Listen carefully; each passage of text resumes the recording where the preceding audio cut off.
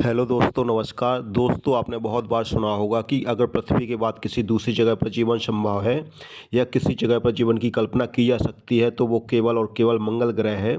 हालांकि वैज्ञानिकों का मानना है कि हमारा ब्रह्मांड इतना बड़ा है तो ऐसा कैसे हो सकता है कि उसमें केवल पृथ्वी पर ही जीवन संभव हो। उनके अनुसार ब्रह्मांड में ऐसे और भी कई ग्रह मौजूद हैं जिनमें जीवन पनपता है और हमारी तरह ही जीवन वहाँ पर भी फलता फूलता है। फिलहाल कुछ वैज्ञानिकों ने यह भी दावा किया है कि पृथ्वी पर जीवन मंगल ग्रह से यात्रा करके आया है, यानी कि जीवन पहले मंगल ग्रह पर था और मंगल ग्रह से जीवन अब पृथ्वी पर आ गया है। अब इस बात में कितनी सच्चाई है इसकी पुष्टि तो हम नहीं करते, लेकिन क्या कभी मंगल ग्रह पर जीवन था तो इसका जीवन कैसे और कब नष्ट हुआ, सबसे बड़ा सवाल है। इसलिए आज हम इसी विषय पर बात करेंगे और जानेंगे कि आखिर कैसे हालात रहे होंगे जिन्होंने मंगल ग्रह को बेजान बना डाला लेकिन पृथ्वी पर जीवन को भेज दिया। क्या आने वाले समय में पृथ्वी के साथ भी ऐसा ही होने वाला है? क्या पृथ्वी से भी जीवन ठीक उसी तरह से लुप्त हो जाएगा जैसे मंगल ग्रह से लुप्त हो गया है? ये बात तो आप सभी जानते ही होंगे कि सभी ग्रहों का जन्म तारे से होता है और हमारे सौरमंडल के सभी ग्रह भी सूर्य से ही जन्म लेते हैं। अब हमारा सूरज हमारे सौरमंडल का सबसे गर्म पिंड है, इसलिए इससे जन्मे सभी ग्रह भी बेहद गर्म रहे होंगे। लेकिन ग्रहों के पास खुद से गर्मी पैदा करने का कोई जरिया नहीं था, इसलिए ग्रहों ने ठंडा होना शुरू कर दिया। ये प्रक्रिया करोड़ों सालों तक यूं ही चलती रही। मंगल ग्रह जो कि पृथ्वी से काफ़ी छोटा है और सूर्य से भी इसकी दूरी कहीं ज़्यादा है, इसलिए मंगल ग्रह पर करोड़ों साल पहले ही आदर्श तापमान बन गया था, यानी कि जब हमारी पृथ्वी गर्म लावे से उबल रही थी उससे पहले ही मंगल ग्रह ठंडा होकर एक हैबिटेबल ग्रह बन चुका था। अब जन्म के करोड़ों साल बाद भी हमारी पृथ्वी एक भट्टी की तरह तप रही थी। तब मंगल ग्रह पर अच्छा तापमान था और वहाँ पर स्वच्छ पानी के सागर बहने लगे थे और अतीत में पानी बहने के सबूत हमारे खोजी यानों ने भी वहां पर ढूंढ निकाले हैं। मंगल ग्रह के इन्हीं महासागरों में सूक्ष्म बैक्टीरिया जन्म लेने लगे और किसी भी ग्रह पर जीवन की शुरुआत बैक्टीरिया से ही होती है, जबकि बड़े जीव बनने के लिए उन्हें फिर एक लंबा समय चाहिए होता है। जबकि मंगल ग्रह पर उन्हें वह समय नहीं मिला क्योंकि तभी एक एस्टेरॉयड आता हुआ तेज गति से मंगल ग्रह से टकरा गया, जिससे हजारों परमाणु बम के बराबर उस एस्टेरॉयड से ऊर्जा निकलती है और उससे मंगल ग्रह का ऊपरी हिस्सा खत्म हो जाता है। इस टकराव से मंगल ग्रह के बैक्टीरिया अपने आप नष्ट हो गए और उसी समय एक और ग्रह घूमता हुआ हमारी पृथ्वी से टकराया और पृथ्वी के दो टुकड़े हो गए। हाँ, ये बात और है कि तब पृथ्वी पर कोई जीवन नहीं था ही नहीं, तो उस टक्कर से पृथ्वी के जो टुकड़े हुए उससे बनने वाले बड़े टुकड़े को तो हम और आप पृथ्वी के नाम से जानते हैं और उस पर रहते भी हैं, और जो बचा हुआ छोटा टुकड़ा था उसे हम आज चांद कहते हैं। पृथ्वी की उस ग्रह से हुई टक्कर एक अच्छा संयोग था क्योंकि इससे भविष्य में पृथ्वी पर जीवन जीने लायक परिस्थितियां बनने वाली थीं। साल 2014 में नासा के रोवर्स ने मंगल ग्रह की एक ज़बरदस्त तस्वीर भी दी थी, क्योंकि इस तस्वीर में गोल पत्थर दिखाई दिए थे जो कि हम हजारों साल पानी बहने के कारण बनते हैं।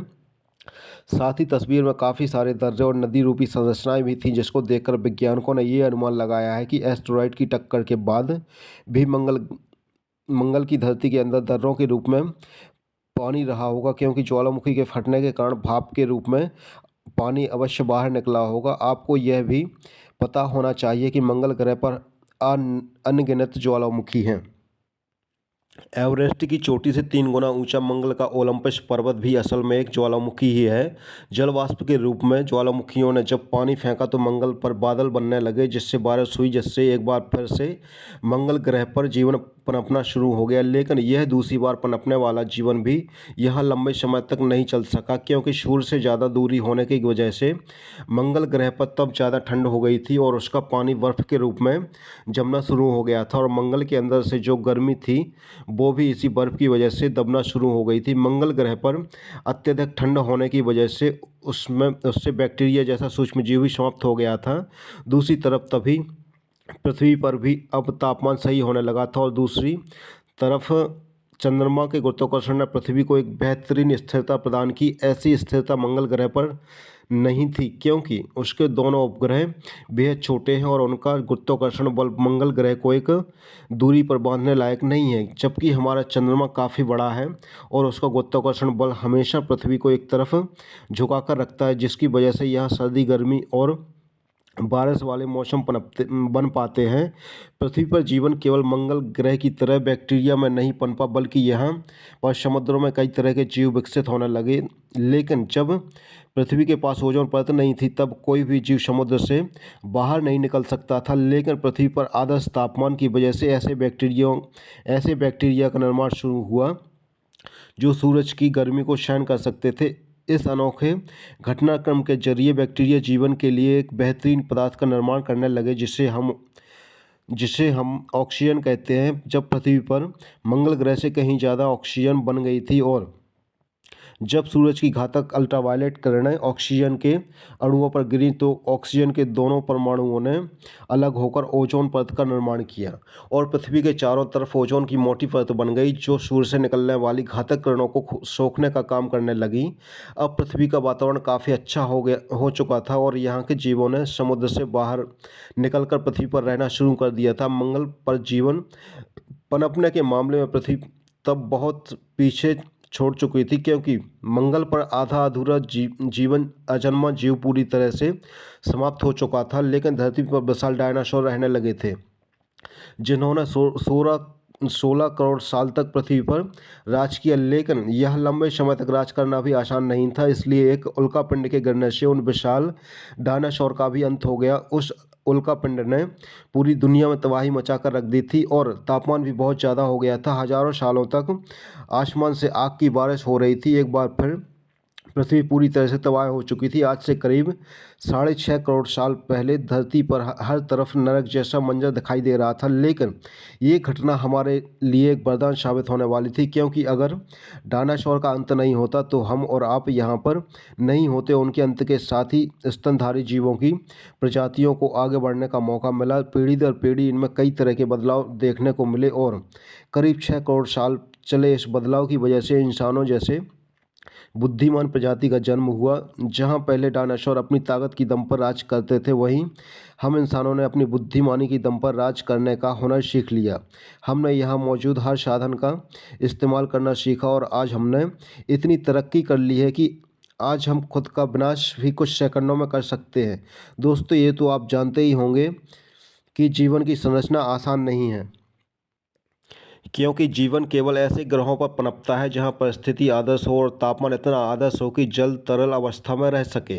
जहां हमारे चांद जैसा एक बड़ा उपग्रह भी हो जो अपने ग्रह को एकदम स्थिर रख सके। जहां ओजोन लेयर भी हो जो सूरज की हानिकारक किरणों से बचाए रखे, और जिस ग्रह की अपनी चुंबकीय शक्ति भी हो ताकि सौर तूफान से जीवन को सुरक्षित रख सकें और अपने वायुमंडल और पानी को पकड़ कर रख सकें। वहीं दोस्तों, हमारे ब्रह्मांड में अरबों ग्रह हैं, लेकिन हमारी पृथ्वी जैसी आदर्श परिस्थितियां बहुत कम ग्रहों पर होंगी। हाँ, ऐसा भी नहीं है कि पूरे ब्रह्मांड में केवल हमारा ही ग्रह ऐसा है जहां अच्छा तापमान है, लेकिन उन ग्रहों पर एलियन भी वैसे ही राज करते हैं जैसे हमारी पृथ्वी पर करते हैं। जब तक पृथ्वी पर आदर्श परिस्थितियां रहेंगी तब तक हम इंसान ऐसे ही रहेंगे, लेकिन हालात भी ऐसे कब तक रहेंगे, क्योंकि ऐसे अनेकों कारण हैं जिनसे फिर से पृथ्वी के हालात बिगड़ सकते हैं।